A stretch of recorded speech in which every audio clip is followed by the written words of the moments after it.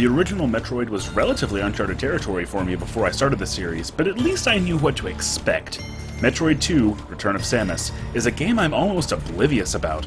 I know the ending of the game dovetails into the beginning of Super Metroid, I'm aware of the fan remake that came out a while back, and I'm definitely aware of the controversy that arose when Nintendo forced that fan to take it down. And you know what? That was kind of the catalyst that led to me trying more Metroid games and ultimately starting the series. So what really interests me here is why a remake of a Game Boy game of all things inspired so much dedication and kicked up so much enthusiasm. And that's not me being condemnatory, by the way. I'm genuinely excited to try to dig into what it is about this game that made it worth the remake. Because, like I said, I'm oblivious. Which is a little weird, because this was my first exposure to the series. The first time I ever remember seeing a Metroid game was when this one was used to showcase the Super Game Boy, a fantastic accessory that let you play DB games on the big screen through the Super NES. I might not have known who this colorful robot thing was, but it was on the box. Then one morning in elementary school, a kid named Jason brought Metroid II to morning assembly.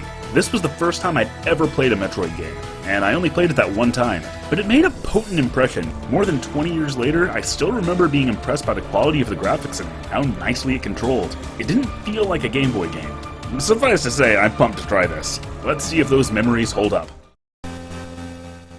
After Samus shut down Mother Brain and put the kibosh on a space pirate's plans to weaponize Metroids, the Galactic Federation decided to send a research ship to the Metroid homeworld, SR-388, to make sure the leeches really were put out to pasture. They lost contact with the crew. So, the Federation tried again, assembling a combat team of armed soldiers from Federation police. As soon as the team landed, they were never heard from again. So with pressure mounting, the Federation finally decided to do what they really should have done in the first place. Send Samus Aran to the Metroid homeworld and let her finish the fight. Thus, the stage is set.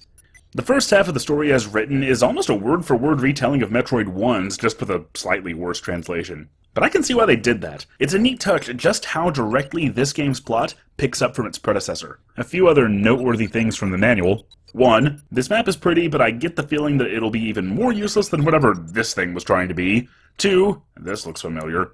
And 3. They went to the trouble of labeling Samus's left hand, just so she doesn't lose it. But I guess that could be read as a good thing, that it goes into that level of detail. It provides so much information and depth that I'm sorry if I sound like a broken record, but God, I miss instruction manuals. But enough rooting around in the lore. It's time to take the fight to SR-388 and wipe out the Metroids once and for all. Sure it is.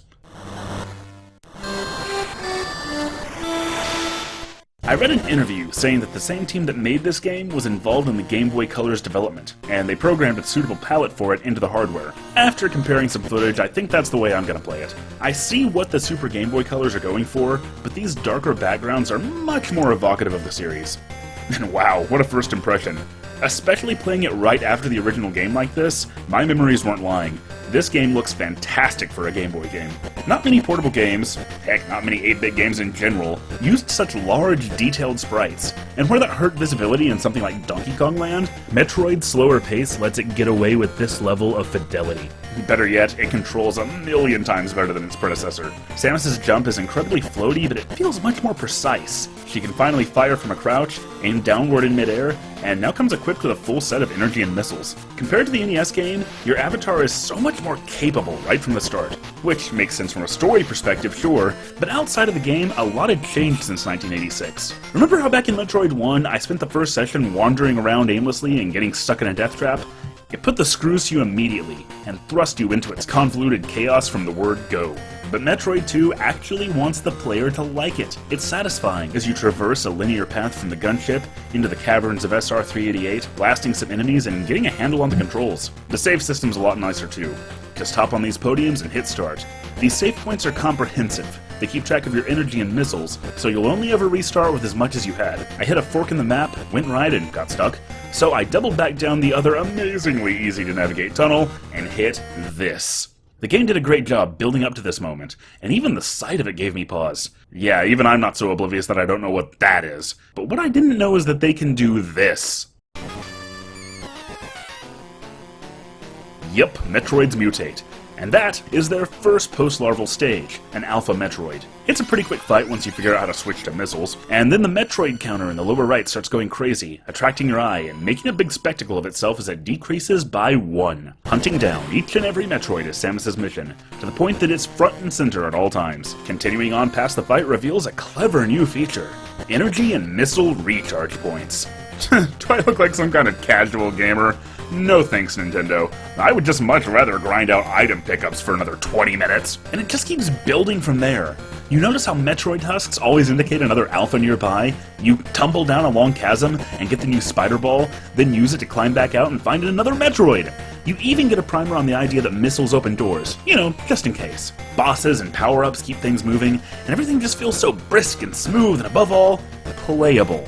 The first 30 minutes of this game are designed for the player, in a way that the original Metroid simply wasn't, because the bar had been raised so much in that time. Remember, in the same 5 years it took Metroid to go from 1 to 2, Mario went from this to this. Gaming had evolved, and Metroid 2 is a fantastic example of how far we've come.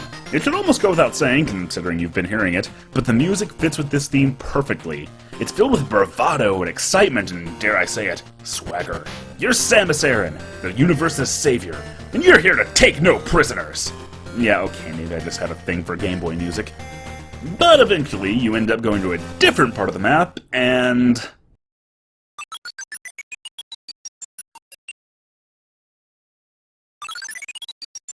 Later Metroid games do a good job of building up tension with sound effects like this, but it gets extensive here. I spent about half of this first session listening to those bleeps and bloops, and it got real grating after a while.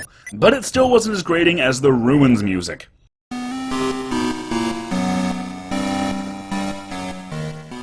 It plods along and honestly gave me a headache after a while. It sounds like something out of Wario Land if you chopped it in half and slowed it down.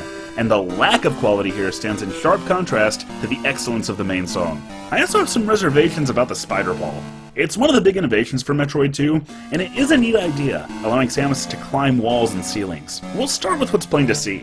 It is slow, much slower than Samus's regular Morph Ball. Especially when you need to use it for a long duration, it is so dull. What's a little harder to explain if you're not playing it is the controls. See, if you're on the ground and hold right, Samus will continue going forward relative to her position. So you might end up on the ceiling going left but holding right, unless you stop. Now you have to hit left to get Samus going that way, and the same holds true for any direction. And if you activate it while you're at an intersection, you might just get stuck, or at least have to move back so the programming can get a clear idea of where the train is. It's not broken by any means, it's just clunky. The rooms did start blurring together after a while. I mean, not literally like in the first game where they just reuse the same layout, but there's only so much you can do to delineate locations with only 4 colors. Despite these early quibbles, the biggest example I can show of how much better Metroid 2 is at making a first impression than its predecessor is just by comparing my first sessions. I played Metroid 1 for about 20 minutes and then I kinda wanted to stop and write about it. But I played Metroid 2 for an hour, and I only stopped because I was worried that if I didn't, I'd start forgetting the finer points of the script. But what I wanted to do was keep playing, and that is the greatest improvement. So let's see how deep SR388 goes.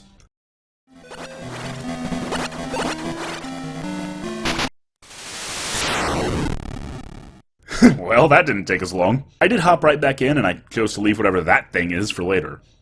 Not to take away from my earlier criticisms, but I'm really seeing how the Spider Ball changes the way a player approaches terrain. There are little aha moments as you dig deeper into these tunnels. Remember how I praised Metroid 1 for letting the player feel like they were outsmarting the program? This is a very appropriate extension to that. I unearthed the Varia suit buried in these balls for some reason. Oh, I bet it wouldn't have been so obvious on the original Game Boy's viridescent screen. That reminds me, here's something that used to keep me away from this series. I felt compelled to try to find everything. I felt compelled to bomb every obvious surface and search out every room and, in the later games, scan everything, because I knew that's what you were supposed to do to 100% the game.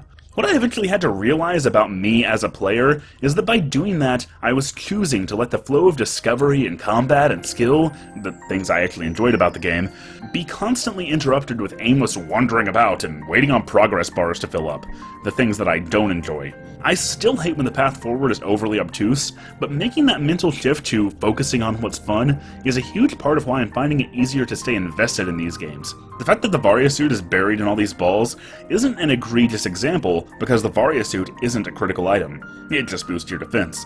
But getting it was still an awesome moment, as Samus's entire animation set changes. This was a delineation made due to the game's lack of color, but it would happily become a series mainstay.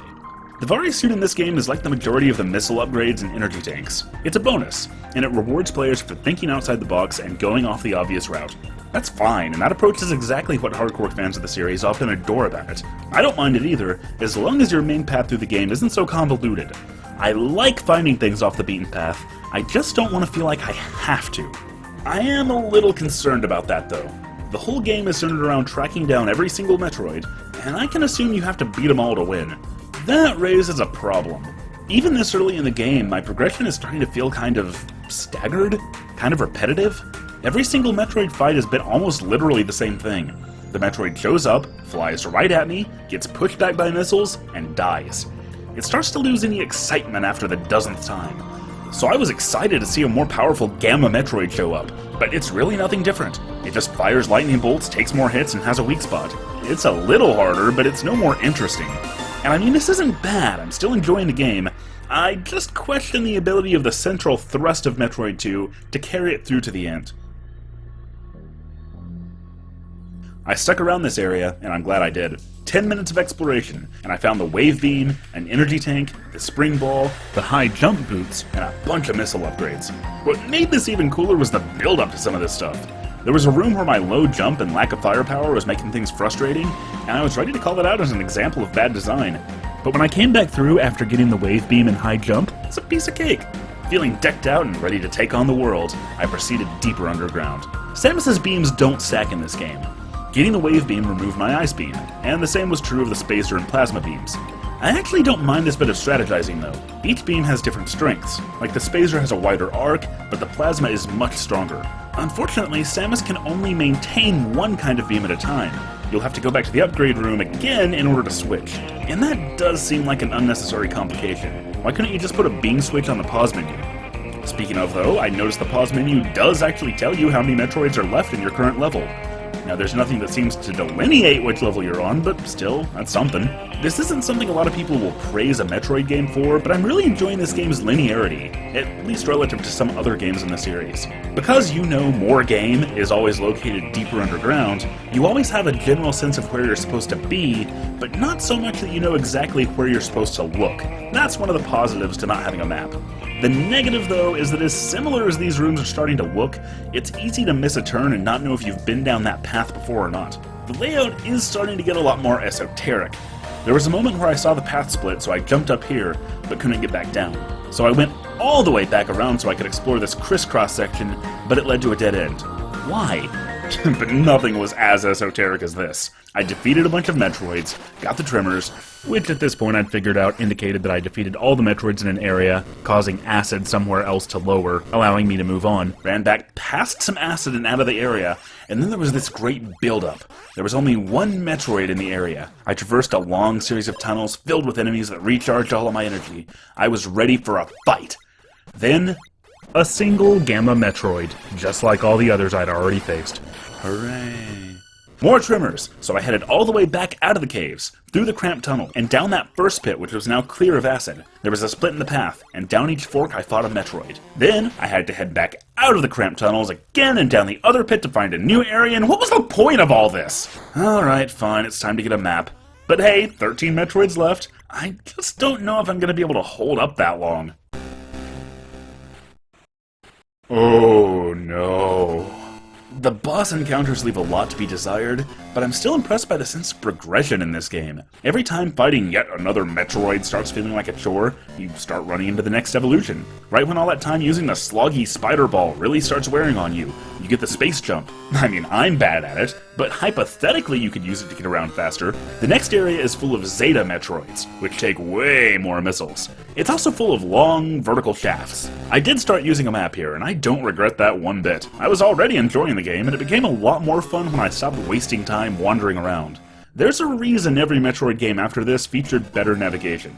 There's also a section where you can swap to any beam type you like, which is a nice touch, but all these cool weapon choices are wasted here. The main enemies you're tracking down can still only be damaged with missiles, and at this point in the game, Samus is hardy enough that nothing besides the Metroids poses any sort of threat. But I enjoyed this section a lot.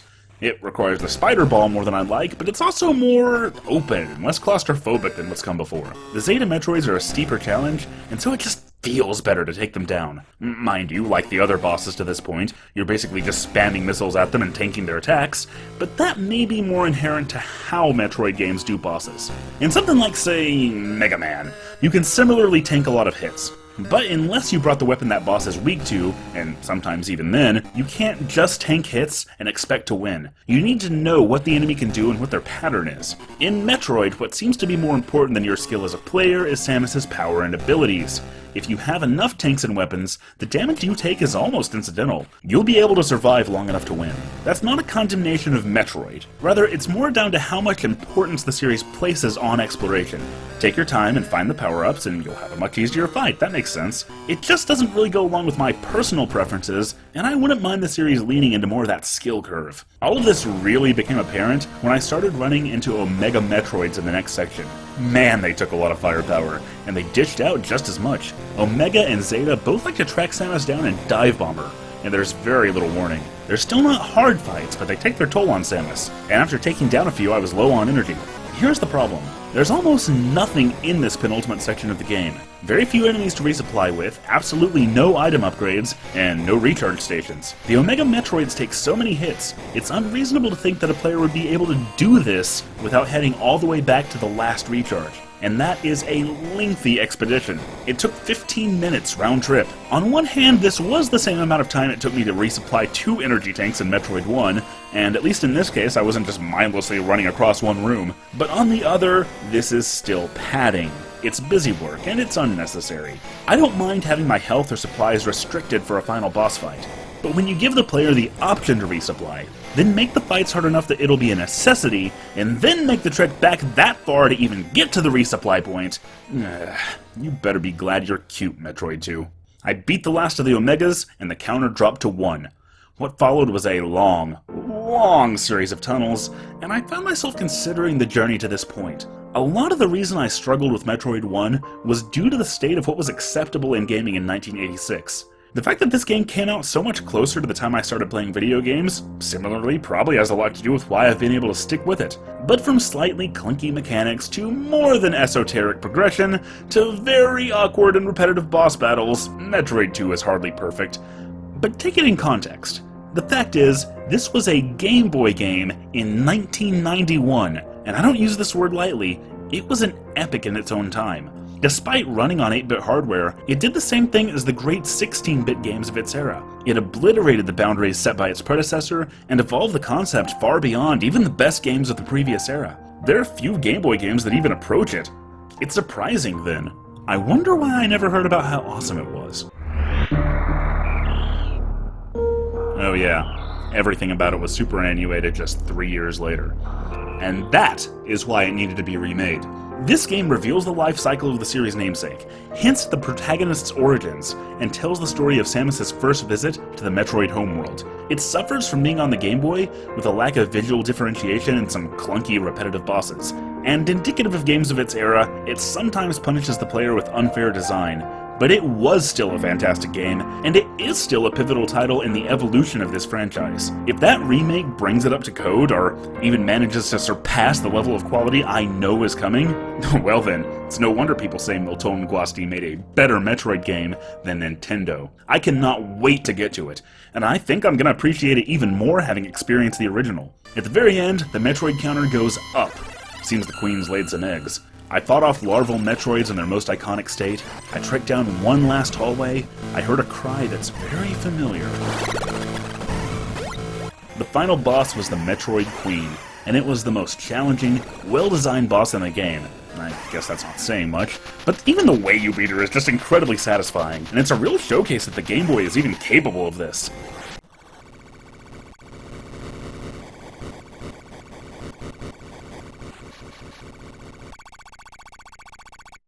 Then, there's no countdown, no explosion, nothing else to fight, just a Metroid hatchling, the last Metroid, who imprints on Samus and helps her return to her ship, victorious. Would have been cool if the counter had gone back up when it hatched.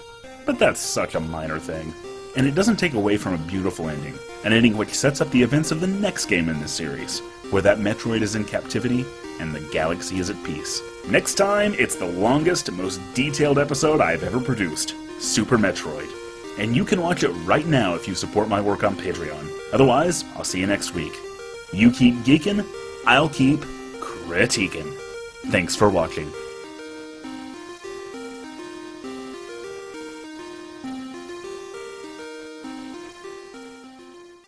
That completion time, though.